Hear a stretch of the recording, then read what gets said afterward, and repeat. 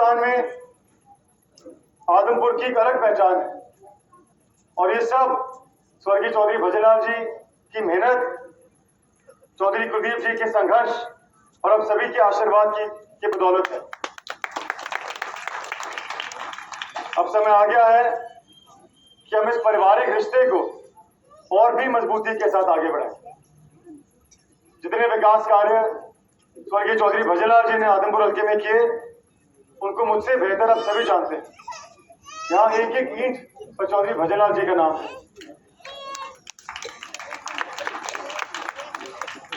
विकास कार्य उनके दायरे में संभव थे, उन्होंने वो किए।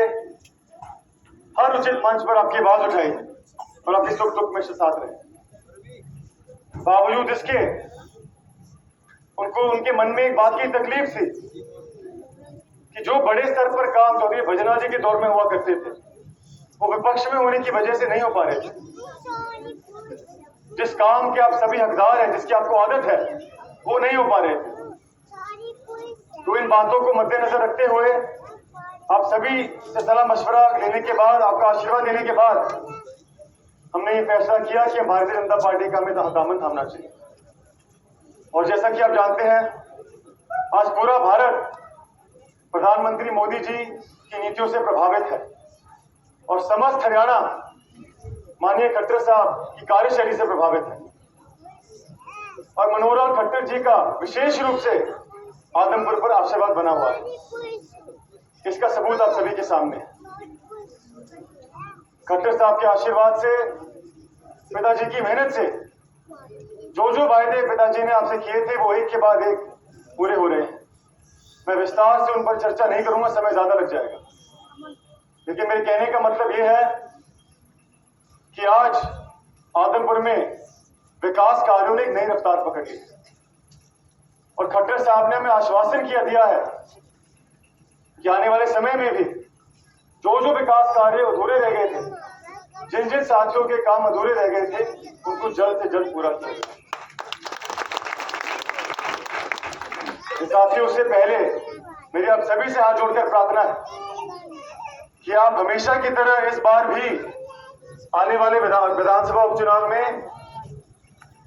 इस चुनाव अपना चुनाव समझकर मेहनत के साथ, एकजुटता के साथ आप काम करें, ताकि 6 नवंबर को जब गिनती हो तो हमारी जीत की गूंज सिर्फ चंडीगढ़ ही नहीं बल्कि दिल्ली तक फैले। साथियों, मैं ज्यादा ना कहते हुए एक संकल्प लेकर जाता हूं कि मैं स्वर्गीय चौधरी भजनलाल जी की पदचिन्हों पर चलते हुए और चौधरी कुलदीप जी के संघर्ष और ईमानदारी से सीख लेते हुए आपका बेटा, आपका भाई बनकर आपके काम आऊंगा। आप सभी ने आशीर्वाद जो हमारे परिवार पर हमेशा बनाए रखा, उसका ऋण मैं इस जीवन में तो क्या 7 जन्मों में नहीं चुका सकता,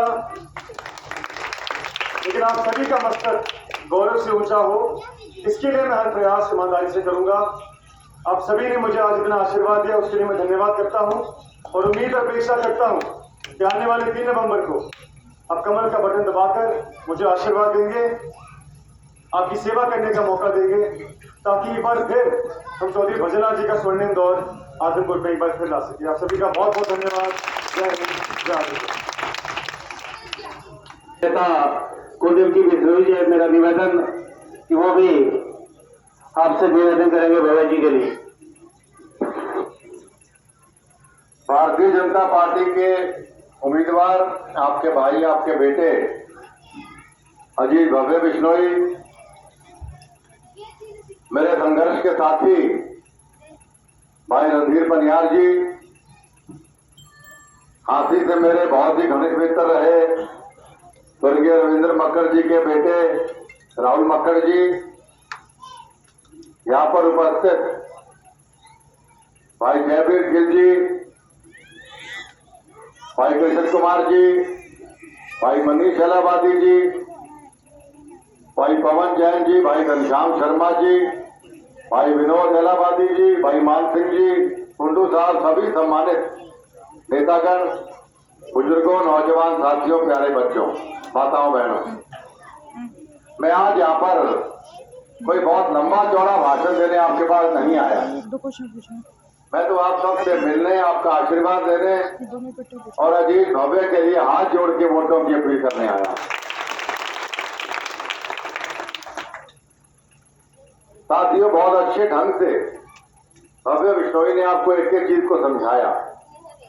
मेरी आपसे प्रार्थना है कि जो बातें भव्य ने आपको समझाने का प्रयास किया है उसको संजीदगी से सोचिए हमारे जाने के बाद, और ये देखें कि इसमें हमारे चुनाव को जीतने में हमारे आदमपुर हल्के का कितना फायदा।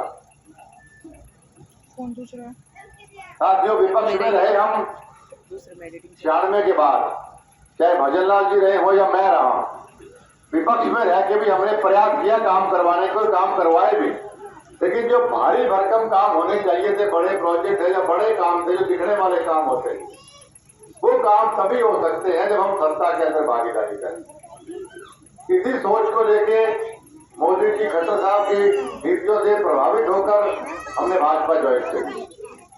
और सबसे खुशी की बात क्या कि भाजपा ज्वाइन करने के 2.5 महीने के अंदर ही 530 करोड़ रुपए की योजनाएं सरकार ने मेरी मंजूर करी। इसका संहिता लगने से पहले ये बहुत बड़ी उपलब्धि है। 350 करोड़ रुपए के काम मैंने पिछले 2.5 साल में करवाए। इतिहास गवाह है, आप भी गवाह है। कोई साथी अगर देखना चाहे तो आलमपुर दुकान पे, ऑफिस पे जाके देख सकता है किस किस गाँव के क्या क्या काम मैंने पिछले 2.5 साल में 350 करोड़ के करे। लेकिन एक 2.5 साल में 350 करोड़ और एक 2.5 महीने में 530 करोड़, कितना फर्क एकदम से हुआ सरकार में आने के बाद। ये बातें साथियों मैं आपको इसलिए समझा रहा हूँ कि आपको ये बहकना नहीं है। बड़ी मुश्किल से मौका आया है कि अब दोबारा भजन लाल जी का दौर वापस लेके आते हैं। बड़ी मुश्किल से मौका है कि हमारे इलाके का विकास की गंगा उसी तरीके से बहा सके। इससे कोई भूल मत कर जाना। आपका आज का किया हुआ वोट आपके आने वाले बच्चों के बच्चों का आने वाला भविष्य तय करता है। आपके गांव का, आपके हल्के का भविष्य तय करता है। इसे सोच समझ के वोट का इस्तेमाल करें। 54 साल से लगातार हमारा परिवार हर दुख में, हर सुख में आपकी सेवा करता रहा। जब जब मौका मिला हमने विकास, हमने काम किया। इस इलाके की हर ईंट, हर रोड़ी, हर पत्थर पे चौधरी भजन लाल जी का नाम लिखा हुआ। उन्होंने काम इतने किए, मैंने काम इतने काम किए जरूर हम लोगों। लेकिन अब वही दौर वापस आने वाला है और ये लोग बहकाने आएंगे आपको। वही जो समझ से बाहर है कि कांग्रेस पार्टी ने एक ऐसे आदमी को टिकट दी थी जो 13 साल तक आदमपुर हल्के की तरफ मुंह ही नहीं किया। वो या काबरेज में खड़ा होकर क्या भाषण देगा कि मैं 13 साल बाद आया, मुझे वोट दो, फिर मैं 13 साल के बाद फिर आऊंगा, बीच में नहीं जा सकता मैं आदमपुर जाऊंगा। ये बोलेगा आपको आके। 2009 में चुनाव लड़ा था, आज 2022 आ गई। 13 साल तक जयप्रकाश को आदमपुर हल्का याद नहीं आया। पिछली बार आया था चुनाव लड़ने, दुनिया जहां के लोगों की देनदारी छोड़ के भाग गया। थोड़ी बहुत देनदारी करी, लोग कमे, वो नकली नोट देके चला गया। अभी मैं आदमपुर में था, लोगों को कहता हूँ मैं दफ्तर खोल रखा है कि उधारी ना कर लियो, पिता को 13 साल वेट करना पड़ेगा, पैसे को नहीं सारे। अरे नगद भी दो तो नोट चेक करके ले लो, याद नहीं। तो ऐसे लोगों को टिकट इन लोगों ने दे दी जिनका कोई दीन नहीं, कोई ईमान नहीं, जिनको कोई आदमपुर हल्के सरोकार नहीं। दूसरे आम आदमी पार्टी वाले कहते बिजली फ्री कर देंगे, पानी फ्री कर देंगे। अरे दिल्ली पंजाब को तो सवार दो पहले अपने इलाके को। ना आपका राज हरियाणा में अभी 2 साल है, ना कोई आगे आने वाले।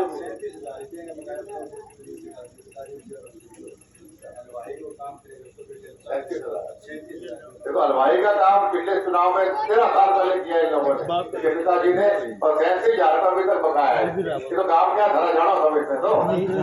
अरे गोयल पंप वाला है माधवपुर में 4.5 लाख रुपए उसके देने हैं। तो मैं तो भरा मानू टिकट देती वोट तो मिला को नहीं, अंगी उगाई होगी बाबरा की नहीं बात है। ये तो खाए तो है कम से कम वोट तो मिलके देने। तो साथियों 2 साल सत्ता में, लंबा नहीं बोलूंगा, लेट चल रहे हैं। मैंने बड़े विस्तार से आपको समझा दिया। इतना बढ़िया कैंडिडेट हम लोगों ने आपको दिया। भारतीय जनता पार्टी का भारी है कि मुझसे ज्यादा उनको भव्य बेहतर रहेगा, क्योंकि मोदी जी की सोच है कि युवा हिंदुस्तान है तो युवाओं को आगे लाना चाहिए, शिक्षित लोगों को आगे लाना चाहिए। भव्य का इतिहास थोड़ा बताना चाहता हूं मैं आपको। आप जानते हैं स्कूल में जब 10th में था तब इसने टॉप किया, 12th में इसने टॉप किया। उसके बाद लंदन स्कूल ऑफ इकोनॉमिक्स में ग्रेजुएशन करी, ऑक्सफोर्ड यूनिवर्सिटी के अंदर पहली मास्टर्स करी इंग्लैंड में। फिर अमेरिका में हार्वर्ड में दूसरी मास्टर्स करी।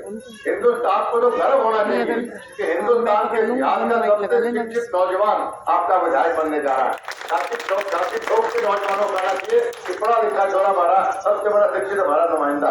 ये लोग कह कि विदेशी का मुद्दा बड़े सारे कम से कम मुद्दों तो काम को ले जाओ मेरे यारों कि आप सारे गाँव का छोरा ज्यादा पूरा हल्के के बच्चे दिखा दूंगा।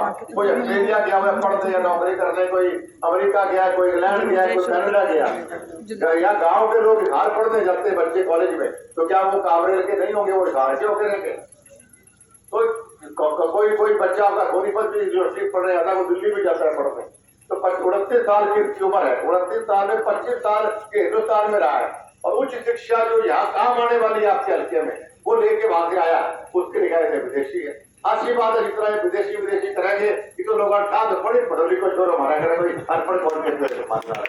अच्छी बात है। भजन लाल जी के नाम पे भजन ग्लोबल इम्पैक्ट फाउंडेशन ही चलाता है। कोरोना काल के अंदर 60 लाख परिवारों को पूरे हिंदुस्तान के अंदर फ्री राशन और फ्री खाना भगवान ने बंटवाया था भजन ग्लोबल इम्पैक्ट फाउंडेशन के बैनर के तले। हर साल हम एक बच्चे को विदेश फ्री पढ़ने भेजते हैं हमारे खर्चे पर, जो एनवायरमेंट या इसकी स्टडी करना चाहता है उसको फ्री हम कई सालों से भेज रहे हैं। और हर साल एक बच्चे को विदेश 5 साल 4 साल हो गए हमारे को, 2009-19 में लगे थे। 3 साल से 3 बच्चे हम भेज भी चुके वाले सारे गुण मैं दावे से कहता हूँ कि किसी का नाम नहीं भूलता, ना ये थकता है चौधरी भजनलाल जी की तरह। मेरे बारे में तो फिर भी आप कह देते हो कोई शक्ल याद रखा है, नाम कम याद रखा है, लेकिन इसके बारे में आप ये बात नहीं कह सकते। दूसरा एक परमानेंट हम चाहते थे कि बादलपुर हल्के से मैंने राय दी कि किसको टिकट देनी चाहिए। सबने कहा कि भाई आप बिजी रहते हो, आपको हरियाणा घूमना पड़ता है, राजस्थान से जाना पड़ता है, हमें सारा परिवार का भव्य को दे दो तो पूरा टाइम दे सके। तो ये फुल टाइम आपके पास रहेगा, मैं पार्ट टाइम आपके पास रहूंगा, तो आपके पास दोनों आदमी आपके काम करने वाले आपके तो साथियों फिर दोहरा रहा, बड़ी मुश्किल से मौका आया है। 2 साल राज के मजे जो काम करवाओ, खानों के, बिजलियों के, गड़ियों के, नौकरियां जो अच्छी तरीके से, इसका मौका नहीं खोना आप लोगों ने। ये लोग जात पात की और कोई बेकार आवे, आपने फेंकना नहीं, सिर्फ एक दिमाग में रखना है, हमें हमारे बच्चों का भविष्य बनाना है, हमें काम करवाने हैं। 2 साल राज में हम काम करवा के देखते हैं, उसके बाद 2024 में बात करांगे। एक बार पुनः आप सभी ने माताओं से आशीर्वादों से हमारा मान सम्मान बढ़ाया, इसलिए आभार व्यक्त करता हूँ और आपसे प्रार्थना करता हूँ कि आने वाली 3 तारीख को कमल का बटन दबा के चौधरी भजनलाल जी का दौर वापस लेकर आए। आपका बहुत बहुत धन्यवाद।